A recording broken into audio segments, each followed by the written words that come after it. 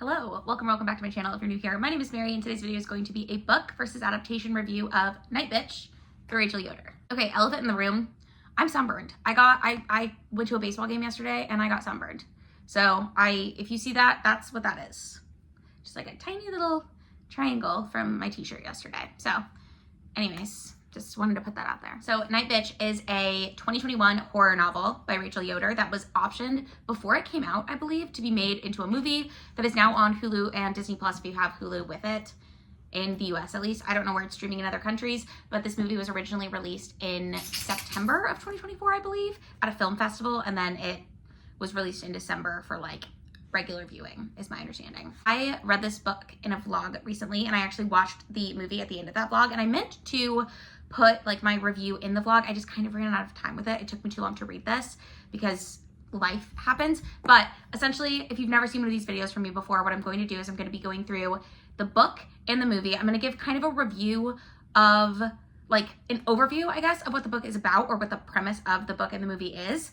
And then I'm going to be telling you whether or not I think the adaptation is faithful, how well I think it was done, and then we're going to get into spoilers. So for the beginning of this video, there won't be any spoilers in the story.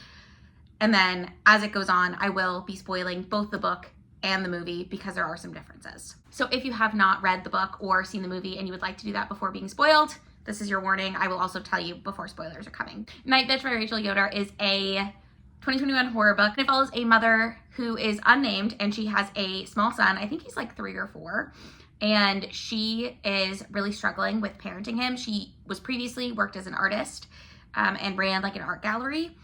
And since having her son, she was really sad seeing him in daycare, and her husband works away most of the time. So during the week, I think he's an engineer, but for whatever reason, he travels a lot for work. And so he'll be gone Monday through Friday and then come back Friday night and leave Monday morning for work again. So he's only home on the weekends.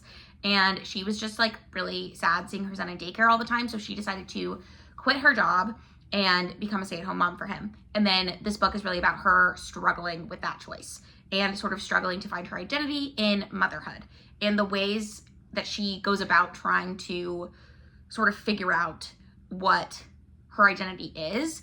And then also this book really heavily touches on how worn out motherhood is making her, especially doing it 24/7. And then when her husband comes home, how she doesn't really feel like he's helping around the house. She feels like, honestly, it's more of a burden with him there because now suddenly she has to do his laundry too. And she has to feed him too. And she has to like take care of everything. And he also, because he's not with the son most of the time, is basically useless in childcare. So there's no division of labor of the son. It's just like she's working all the time, and then she also is starting to resent him because she feels like he gets this break from the family that she never gets. As a part of that, the horror element of this book is that she begins to feel like she's turning into a dog. And what I mean by that is she starts to notice that her teeth are growing longer and sharper. She's got weird patches of hair. In the book, it's like coarse black fur that's coming in, and in the movie, it's, I think, white fur that's popping up places. But she just feels like she's turning into a dog. And it kind of is exploring how that is affecting her mental health. And also, it's sort of a like, if this, then what exploration, if that makes sense. So like, if she is turning into a dog, what does that mean for her life? What does that mean for her relationship with her husband? And what does that mean for her journey in motherhood? The movie is very similar. It's, like I mentioned, the same type of thing where Amy Adams plays mother, and she is kind of a single mom to the son during the week. So it's just her taking care of him. And the first scene of the movie is at the grocery store, and she runs into the woman who now has her job. And something that I thought was a really interesting touch for the movie. First of all, I thought that the movie did a really good job adapting this book. It does change certain things, but I don't really think that they were bad changes. I don't know that I think they were necessary changes, but I was interested in how it went, which again, I'll talk more about in the spoiler section. But a big part of the book is, a lot of it is her internal monologue of things that are happening and how angry she is at people, and she's thinking all of these things. But because it's a movie, you can't really see that. What the movie does instead is it'll have her have an outburst, and then it'll back up and you'll realize that that's just how she was imagining handling the situation, and really she's being very polite, very demure, very like kind, and like, oh yeah, no, everything's good with me, when really she's inside really struggling. So that's one of the things that the movie was able to do and how it was able to adapt the source material of the book that I thought was really well done. I also thought Amy Adams did a really great job with this role. I feel like she does a really good job. I love Amy Adams as an actress. I feel like she also has aged in a way that is very relatable. And what I mean by that, I don't want anyone to take offense to this, but a lot of actresses, like Anne Hathaway, I think is 40 now or close to it. She can still probably play like a 30-year-old. And I know that like there are women who are in their 40s who look very young for their age, but I feel like Amy Adams just looks so normal, and she's very beautiful, but in like an achievable, normal, everyday type of way. Like I feel like you can look at her and sort of see yourself in a way that a lot of celebrities, I don't know that you can see yourself in them anymore, because with the accumulation of wealth comes these like dietitians, plastic surgeons that can do very minimal work that makes a huge difference that is not really attainable or achievable for the average person. I hope that makes sense. I'm not saying that I think Anne Hathaway's had a lot of work done. That was just the example that I came up with off the top of my head because I think they are a similar age. And I'm also not saying that I think like Amy Adams is some ugly old shrew, right? Or that I think she hasn't had any work done. I just think she looks more normal than a lot of celebrities, and I appreciate seeing that. So that caveat aside, I thought she did a really good job. The guy who played her husband did a really good job. And there actually is a lot of differences in the book between the relationship in the husband and wife than in the movie. So I'm going to jump into some spoilers. These aren't huge spoilers, a lot of them, but I feel like I am going to like fully spoil the book for you. So if you don't want to see spoilers, I am going to start spoiling it now, both of them. So if this is where you leave me, thank you so much for watching this part of the video. If you'd like to give it a thumbs up, let me know if you actually are going to go read or watch it, and come back if you do, if you would like to. This video, if you liked it, subscribe if you want to see more content from me. I do try to post 2 videos every week, and I will catch you in the next one if you don't want to be spoiled. 3, 2, 1. Okay, so talking spoilers. The dog change happens so fast in the book. So it really is like she's noticing these changes in her body. She's bringing them up to her husband. Her husband is basically like, I don't think that, like, I think this is all in your head, whatever. I feel like you're getting a little crazy, and really like diminishing her feelings. And she switches like overnight one night, turns into a full dog, and is hanging out with her son in dog form. Her husband comes home, sees this dog, and his wife is nowhere to be seen. Before I think she turned, she left a note for him letting him know that she would be back later or something. And she just bounces for the night and goes and spends the night as a dog out and about. The other big thing that happens, and that doesn't happen in the movie, by the way. She doesn't like, her husband never sees her as a dog in the movie. That's not what happens at all. In both the book and the movie, she's taking her toddler to this like baby books thing at the library where they like read and sing songs to babies, and she hates it. She really doesn't like other moms. She feels like people who make their whole personality being a mother is very annoying to her. And because of that, that's also like contributing to her isolation, right? Like she doesn't want to set up playdates for her son because she doesn't want to hang out with the other moms. And she sort of gets over that a little bit, but it's because she starts seeing these dogs around her neighborhood that she thinks are the moms at Book Babies. That's what it's called, Book Babies. And this happens in both the book and the movie, but in the book, her and her son spend a lot of time with these dogs. Like the dogs watch her son while she like does stuff around the house so she can do other things. And I really do think that's supposed to be like an exploration of community and the idea that like you don't have to do things all on your own, which is how she's been really feeling, that she's just having to do everything on her own. And it even becomes like a little scary. Like it seems like the dogs are really trying to get her to turn into a dog. And that happens in both the movie and the book, except for in the movie, it's very clearly like in her head, like not really happening. Or is it? Because she ends up waking up to this pile of like dead animals that her son also sees. But also we get no other confirmation that her son is also seeing this aside from her seeing it. The librarian is also a big character in the movie, whereas she's not really in the book at all. The kickstart for all of this in the book is that the mom is reading this nonfiction book about women turning into animals in other cultures, and she is trying to track down the author of this book. So that's a big part of what's happening in the book. In the movie, she starts going through these changes, and she goes to the library specifically looking for a book about this to see if maybe it can explain like what's going on with her. And so that's how she gets the book. But the librarian helps her find the book. And when she tries to return the book to the librarian's like, this isn't a library book. So it's like, did she make that up? Or is the librarian in on something? And it's just a very like different way of going about it. Like, I almost feel like the book makes it seem like she's getting these ideas from this book. And it's like kind of driving her crazy. Because of her isolation, because her husband's not around, so she's only with a kid all the time. Whereas in the movie, it feels more like this is a real thing that's happening, that other mothers all understand, and they're all just trying to be there for each other through it. So I did like that angle.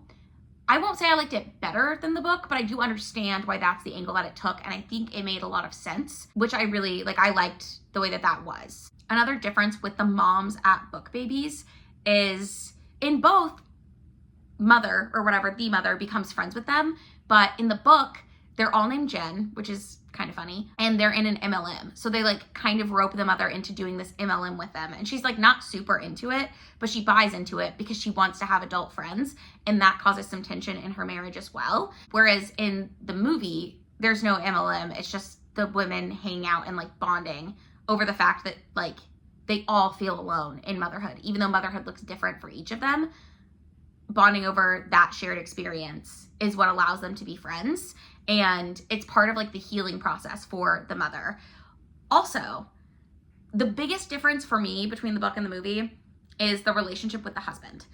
So in the book, where the first third, mother is exhausted. It's when she's turning into a dog, okay? This book is divided into 3 parts. The first part is her turning into the dog. The second part is she's no longer the dog, but she's still experiencing that. And then the third part is like her actually healing what's going on in her life.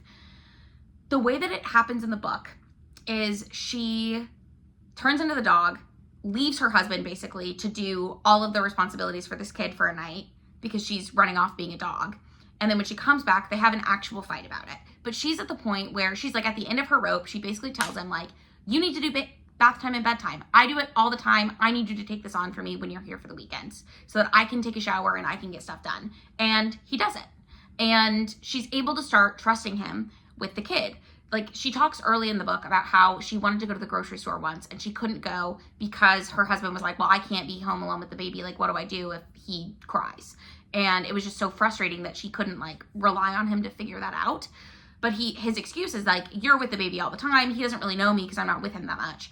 And instead of taking an active role and trying to be around more when he is able to, he just wanted her to continue doing the whole parenting thing. And in the book, she like has a snap moment. She's able to be like, listen, you need to figure this out. I'm leaving so you can do it. And he steps up. And that's sort of like part of the like healing process for them, is that he takes on that responsibility. And because he does that, she's able to stop turning into a dog. She's able to like take control of her life, do things that she wants to do and needs to do. And it kind of like heals their relationship. In the movie, by contrast, they separate, which does not happen in the book. And in the movie, when they separate, that's how she gets him to like take some ownership and responsibility for their son. So he gets an apartment, and on the weekends, he takes his son to his apartment and she's able to work. And so she starts working on this art stuff that she wanted to do. She was an installation artist, which is like, from what I understand, like mixed media, and like it all is in a theme, but when you display it, it like is sculptures and paintings and whatever. And a lot of her inspiration is motherhood, turning into a dog, and these other mothers that she's friends with at Book Babies. So I thought that was really cool. At the end of the movie, we get to see her installation. Her husband is there trying to support her, and you can see that they're sort of repairing their relationship, trying to get back together, but that things are going to be different from now on because he now has understood the struggle of single parenthood, right? There's even a scene in both the book and the movie, sort of in the middle, like before the separation or before the like snap happens, where the husband is like, yeah, I'll do bath time tonight. And then he needs her to get a toy for the baby, and he needs her to do this for the baby, and he needs her to get the towel because he brought the towel, and he needs her to get a cup so he can rinse the baby's head off. And so like she doesn't actually get a break because he needs her help doing all of these things. And she tells him like, you know, when you're not here, I do this all by myself 5 nights a week. Like, this is what I do. And like that's the first like building block of her frustration. I also have neglected to mention, but it's called Nightbitch because in the very beginning, the like trigger moment for both the book and the movie is that their son co-sleeps with them and he wakes up in the middle of the night and like won't go back to sleep, and she can hear him so she can't sleep, but her husband doesn't get up and do anything. And so eventually she's like, are you gonna fucking do something? And she like yells at him, and then the next morning they're like kind of laughing about it, and she called herself Nightbitch because she was tired. And that's like where the whole thing comes from, and then that becomes her dog persona. The other like big difference between the book and the movie is the amount of dog stuff in it. So like I mentioned a little bit earlier, the movie largely uses the dog thing as a metaphor. The book makes it much more like literal. It's obviously still a metaphor. She's not turning into a dog, but it feels more literal. So she starts to like utilize it in both in her, the way she like plays with her son, like they pretend to be dogs. But in the book, her son starts sleeping in a dog kennel. And that's like part of the metaphor is like her son won't sleep in his own bed. That's why he co-sleeps with them, but it's ruining her life that he's still sleeping in bed with them because he doesn't want to go to bed on time and he like can't regulate himself to do this. So she starts kenneling him at night like a dog. He eats out of dog bowls because he thinks it's fun, but like he's eating like a dog. And this stuff is sort of mentioned in the movie, but in the book, it's like a pretty big part of what's going on. Like she takes him to the park and he wants to wear a leash and collar because he's pretending to be a dog. And like some of it, I think is supposed to be like an exploration of like the mom judgment or the mom guilt that comes from other people seeing how you parent your child. But I just thought that was like an interesting thing to note. So overall, I feel like this was a really good adaptation. I don't know that I think it was 100% faithful to the book. But again, I'm a big proponent of like, if you want to change things, I think books and movies and books and TV shows and whatever, they're different mediums. So you need to change certain things in order to get the same point across, if that makes sense. This one I do think has a slightly different point to it because this one really focuses on the mom returning to work and how once she's able to return to work and like creatively fulfill herself, she is more balanced in her life and feels altogether more balanced. The work thing is not really a big part of the book. Like it is something that she's sad about, that she feels like she's missing out on, but the book is more about her becoming like not resigned, but satisfied with her life as a stay-at-home mother. And that's different. But yeah, let me know in the comments down below if you've read or watched Nightbitch and how you felt about it. Also, let me know if you agree or disagree with some of like the points that I've made of like the different messaging that each of them has. I would love to hear it. Subscribe to my channel if you have not already. I do try to post 2 videos every week. Like this video if you liked it, and I will see you in another one very soon. Bye!